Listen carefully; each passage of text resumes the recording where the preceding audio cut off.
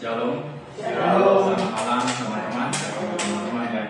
Saya lihat sudah pada senior di sini. Kita akan belajar bersama merenungkan firman Tuhan, mengaplikasikannya firman Tuhan itu dalam hidup kita. Dalam pertemuan kali ini saya mengambil bacaan Injilnya, bacaan liturgi hari ini yang diambil dari Injil Matius. Injil Matius bab 5 ayat 20 sampai dengan 26. Bacaan Injil ini masih dalam rangkaian Tuhan Yesus pengajarannya di khotbah di bukit. Tuhan Yesus pada perikop ini mengajak kita untuk merenungkan, mengajak kita untuk memaknai arti hidup keagamaan kita. Apa sih yang sebenarnya Tuhan Yesus inginkan di dalam hidup keagamaan kita? Sebelum masuk lebih dalam, saya ingin bertanya, teman-teman tahu itu perbedaan apakah sama hidup beragama dengan hidup keagamaan? Ada yang tahu? Pertanyaannya sama atau beda?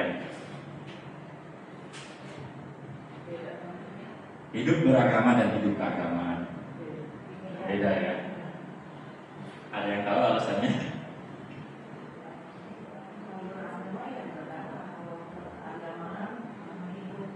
Agama itu dia ada falsafah gitu agama. Iya, oke, kita tampung ya. Kita akan belajar bersama-sama. Saya dan teman-teman belajar bersama-sama merenungkan sebenarnya apa sih yang dimaksud dengan hidup keagamaan oleh Tuhan Yesus. Beberapa waktu yang lalu saya bertemu dengan kawan-kawan saya yang mungkin sudah 20 tahun kami berteman, kawan-kawan yang dulu bersama-sama di Atmajaya ya. Kami tetap ada WhatsApp grup kurang lebih ya 8.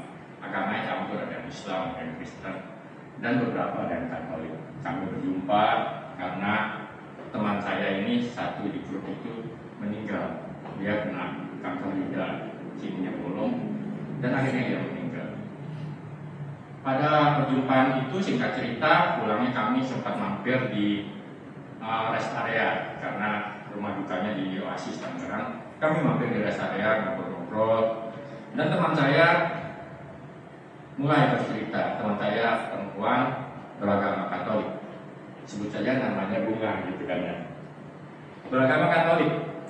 Ia bercerita kalau ia ke gereja hanya hari Natal dan Paskah.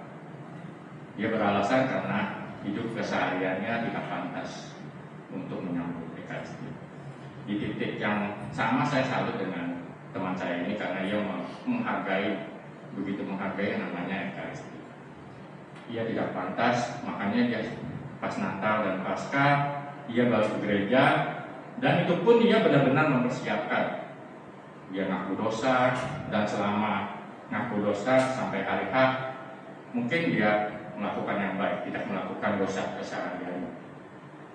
Jadi terlepas apa yang dilakukannya, maksud saya sharing ini bahwa banyak dari kita hidup keagamaannya itu terpisah dengan hidup keseharian kita.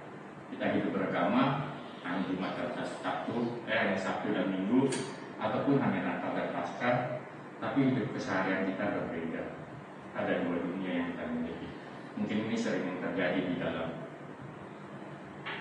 diri kita, di dalam lingkungan kita, di dalam pelayanan kita. Hari-hari Sabtu dan Minggu kita seperti orang kudus, gitu kan. Pelayanan kita seperti orang yang baik-baik, ramah-ramah, tetapi dalam kesehariannya mungkin saja banyak dari kita masih keterikatan dengan dosa. Mungkin saja dalam kesehariannya kita bersikap kurang baik sama keluarga, berbicara kasar, ataupun nipu sana nipu sini gitu kan. Tapi saya yakin tidak di sini, di luar sana. Oke, kita lanjutkan ya. Jadi itu sharing, dan kita banyak menemukan, apalagi akhir-akhir ini banyak nama-nama Katolik ternyata kehidupan kesehariannya justru mengecewakan gitu kan, mengecewakan Tuhan Yesus pastinya. Saya bacakan ya Matius 5 ayat 20.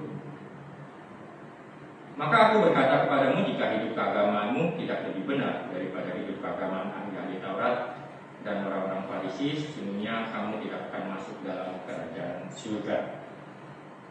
Jadi Tuhan Yesus mau mengatakan bahwa hidup keagamaan kita haruslah lebih benar dari hidup keagamaan ahli Taurat dan orang-orang Farisi. Kita tahu ya, beberapa kali Tuhan Yesus mengecam kehidupan keseharian orang-orang Farisi dan ahli Taurat. Katakan kamu bagaikan kuburan yang dijatuhi, tapi dalamnya banyak kotoran. Dikatakan kamu berdiri di pintu-pintu utama saat berdoa untuk mencari hormat. Bahkan yang lebih menyedihkan, kalau saya boleh katakan, Tuhan Yesus pernah mengatakan kepada pendengarnya, ikutilah apa yang mereka ajarkan, tapi jangan ikuti perbuatan mereka. Kalau saya merenungkan, ini sangat menyedihkan, teman-teman. Bayangkan kalau suatu hari Tuhan Yesus mengatakan, ikutilah apa yang dikatakan Teddy, misalnya gitu. Tapi jangan ikutin apa yang dilakukan. Menyedihkan gak sih kalau kita digituin gitu? Sangat menyedihkan. Kita pandai melayani, kita pandai terkenal di dalam aktivitas pelayanan kita, terkenal di dalam hubungan gereja kita, tapi dalam keseharian kita justru kita sangat mengecewakan banyak orang. Ini yang mau Tuhan Yesus tekankan, bahwa sebenarnya hidup keagamaan itu berbeda dengan hidup beragama. Hidup beragama mungkin hanya Sabtu dan Minggu ya, tetapi hidup keagamaan itu adalah hidup yang menyeluruh, hidup beragama dan hidup keseharian kita. Maka Tuhan Yesus katakan kita harus lebih benar dalam beragama dan dalam keseharian kita. Hidup keagamaan sendiri kalau dalam terjemahan bahasa Inggrisnya disebut righteousness. Righteousness artinya kebenaran.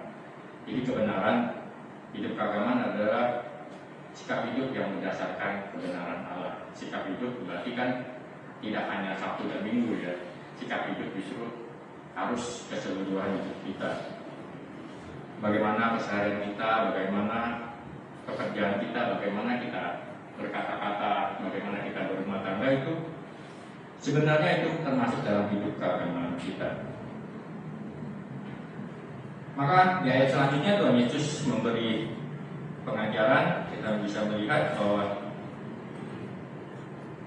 kamu telah mendengar yang difirmankan pada nenek moyang kita, janganlah membunuh, siapa yang membunuh harus dihukum. Ini hidup beragama. Perintah Tuhan beragama, jangan membunuh. Tetapi Tuhan katakan, tetapi aku berkata kepadamu, setiap orang yang marah terhadap saudaranya harus dihukum. Siapa yang berkata kepada saudaranya kafir harus dihadapkan kepada mahkamah agama. Dan siapa yang berkata jahil harus diserahkan ke dalam neraka yang menyala-nyala. Ini hidup keseharian kita. Bagaimana kita mau berkata-kata, bagaimana kita mau menjaga mulut kita. Ada yang tahu aku jahil? Jahil bukannya iseng gitu loh, bukan. Ada yang tahu? Arti jahil itu sebenarnya bodoh, idiot. Jadi kalau kita mengatakan sesama kita idiot tuh, bodoh tuh, hati-hati, hati-hati. Ini Tuhan katakan harus diserahkan ke dalam neraka yang menyala-nyala. Makanya kita harus benar-benar memperhatikan. Yang pertama, mulut kita, menjaga mulut kita. Dan yang kedua,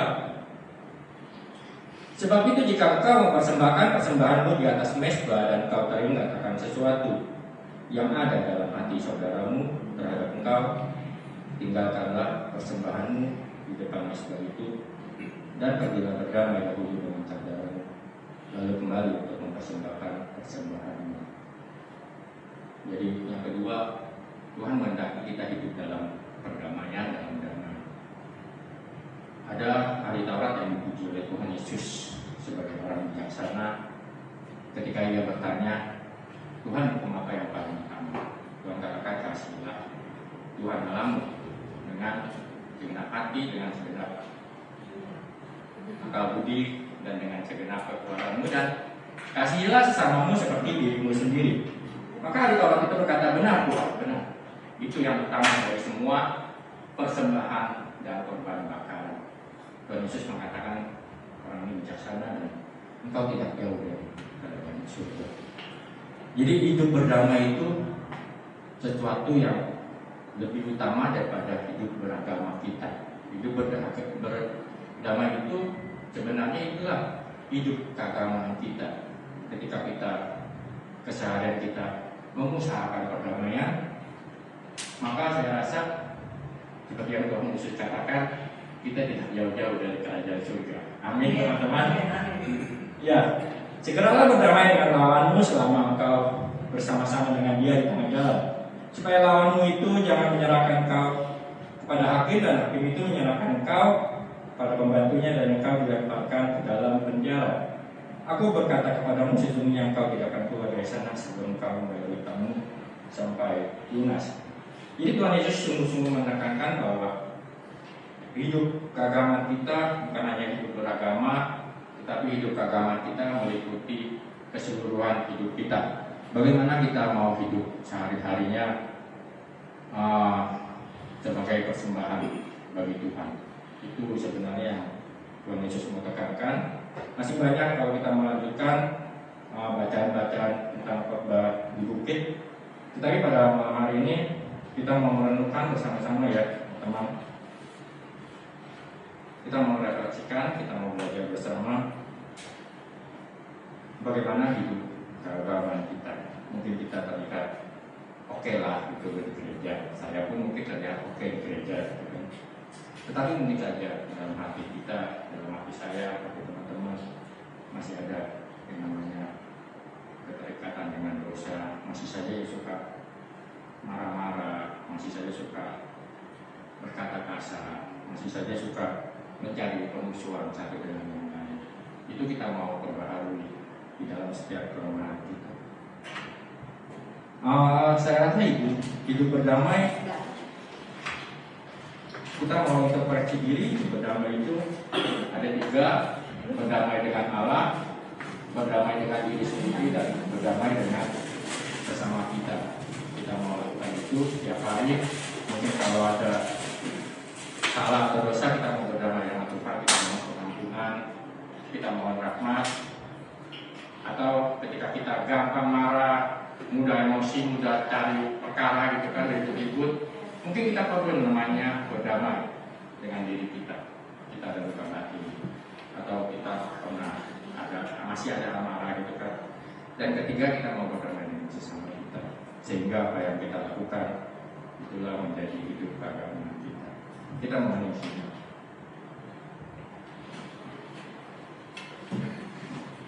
Bapa di dalam surga, kami sungguh mengucap syukur untuk perjumpaan kami pada malam ini, untuk kebenaran firman yang boleh kami dengar. Biarlah Engkau memperbaharui hidup kami dalam segala kelemahan kami. Kami mohon bebaskanlah segala keterikatan yang mungkin saja masih mengikat kami. Bebaskanlah sifat-sifat yang mungkin saja membuat kami jatuh ke dalam dosa, membuat kami tidak dapat berkembang di dalam kepribadian, sehingga kami mau hidup benar, kami mau hidup keagamaan kami menjadi menyeluruh dalam hidup beragama dan dalam hidup keseharian kami. Hingga hari lepas hari kami boleh semakin disempurnakan seperti Engkau Bapa yang sempurna. Bapa, terima kasih untuk perjumpaan kami. Kiranya perjumpaan yang terus menjadi kekuatan bagi kami dalam menjalani hidup kami sehari-hari. Kemudian bagi Bapa, Putra dan Roh Kudus. Oke, terima kasih teman-teman. Tuhan memberkati.